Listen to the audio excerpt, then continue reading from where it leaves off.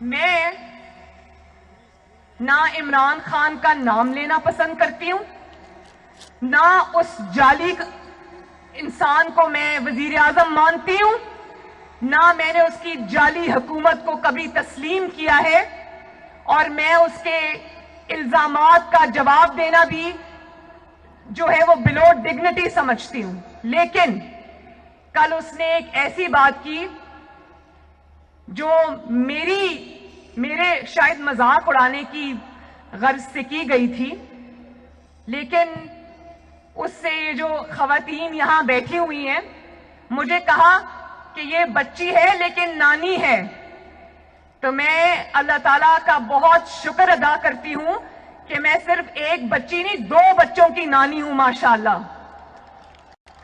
یہاں ہاتھ کھڑا کریں کتنی خواتین نانی ہیں، کتنی خواتین دادیاں ہیں، تو بتاؤ کہ کتنا خوبصورت رشتہ ہوتا ہے یہ ہوتا ہے نا۔ میری نواسی کا نام جو کہ اب ماشاءاللہ 3 سال کی ہے، اس کا نام سرینا ہے، اور ایک اور میرا نواسا ہے جو ابھی 3 مہینے کا نہیں ہے، اس کا نام محمد ہے۔ تو میں یہ بتا دوں کہ جب میں تھکی ہوتی ہوں، مجھے تھکاوٹ ہوتی ہے، تو میں اپنی بیٹی کو کہتی ہوں کہ دونوں بچوں کو میرے پاس لے آؤ۔ یقین کریں کہ تھکاوٹ دور کرنے کا اور دل کی خوشی کا میرے پاس اس سے بڑا کوئی علاج نہیں ہے۔ اور آپ نے جب یہ بات کہی تو آپ نے میری تصدیق نہیں کی، آپ نے اس مقدس رشتے کی تصدیق کی ہے۔ نانی کون ہوتی ہے؟ ماں کے پاؤں کے نیچے جنت ہوتی ہے، وہ ماں کی بھی ماں ہوتی ہے۔ آپ نے اس رشتے کی تصدیق کی۔ میں اگر اس پہ آپ کو نشانہ بنانا چاہوں تو میرے پاس ایسی باتیں ہیں کہ شاید میری زبان بھی زیب نہ دے وہ بات کرنے کی، میں نہیں کروں گی۔ اس کی وجہ یہ ہے کہ میں نواز شریف اور کلثوم نواز کی بیٹی ہوں۔ آج بھی جب میں کمرے میں داخل ہوتی ہوں تو میرے والد کرسی سے اٹھ کے کھڑے ہو جاتے ہیں۔ میں نے اپنے گھر میں یہ ماحول دیکھا ہے، اور یہ جو نانی اور دادی کے رشتے ہوتے ہیں یہ بہت مقدس رشتے ہوتے ہیں، یہ نصیب والوں کو ملتے ہیں، اور اللہ تعالیٰ کی سب سے بڑی نعمتوں میں سے ایک نعمت ہوتی ہے، اور ان کو ملتے ہیں جو اپنے رشتے نبھانا جانتے ہیں، جو رشتوں کی قدریں جانتے ہیں، جو رشتوں کا احترام جانتے ہیں، جو خاندان کی اقدار کو جانتے ہیں، سمجھتے ہیں، اس کے پابند رہتے ہیں۔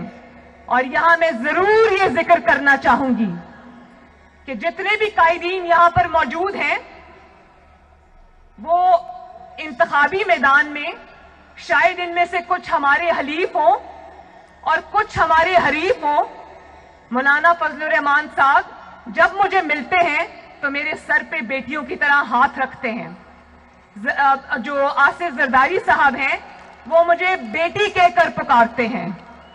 بلاول مجھے اپنی بڑی بہن کی طرح رسپیکٹ دیتا ہے۔ اور ابھی اچک زئی صاحب یہاں کھڑے تھے جب میں پچھلے سال بلوچستان گئی کوئٹہ کے جلسے میں، تو اچک زئی صاحب نے مجھے اتنی عزت دی، ڈرائیور نے میری گاڑی نہیں چلائی، 2 دن اچک زئی صاحب کا بیٹا میری گاڑی چلاتا رہا۔ اور جب وقت آئے گا، آج ہم سب پاکستان کے لیے اکٹھے ہیں، پاکستان کی عوام کے لیے اکٹھے ہیں، ان کا مقدمہ لڑنے آئے ہیں۔ جب وقت آئے گا تو ہم انتخابی میدان میں جب اٹھے، لیکن ہم ایک دوسرے کے دشمن نہیں ہوں گے، ہم ایک دوسرے کی تضحیک نہیں کریں گے۔ کیوں بلاول؟ آپ کی والدہ نے آپ کو یہی سکھایا؟ آپ کی والدہ شہید ہونے سے پہلے میرے والد کے اتنے قریب آ گئی تھیں، وہ بہن بھائی کا ایسا رشتہ بن گیا تھا جو آج میں اور بلاول نبھا رہے ہیں۔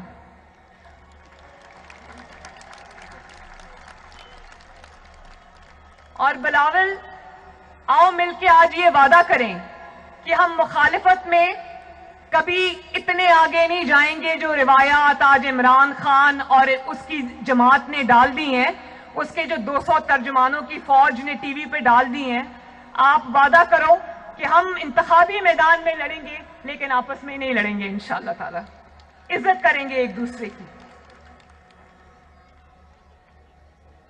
اور ایک تقریر سے، نواز شریف کی ایک گجرانوالہ کی تقریر سے، اے پی سی کی تقریر سے تم اتنا آپے سے باہر ہو گئے.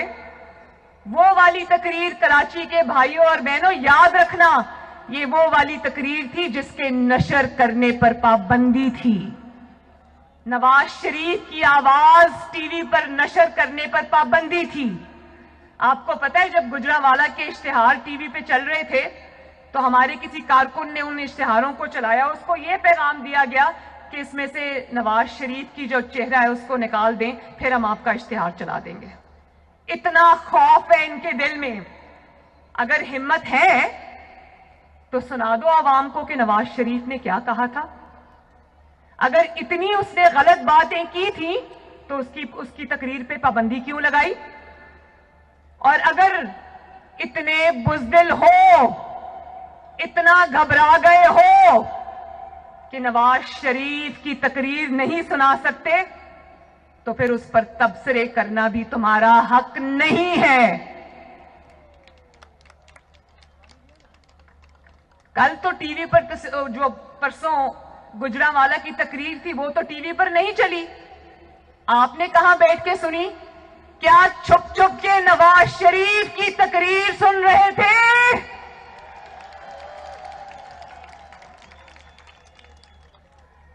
اور پھر کہتے کہتے رک گئے کل اپنی تقریر میں کہ نیب ہمارے ساتھ ہے، نیب میرے ساتھ ہے. سچ حلق میں اٹک جاتا ہے، جھوٹ بڑی روانی سے بولتے ہو.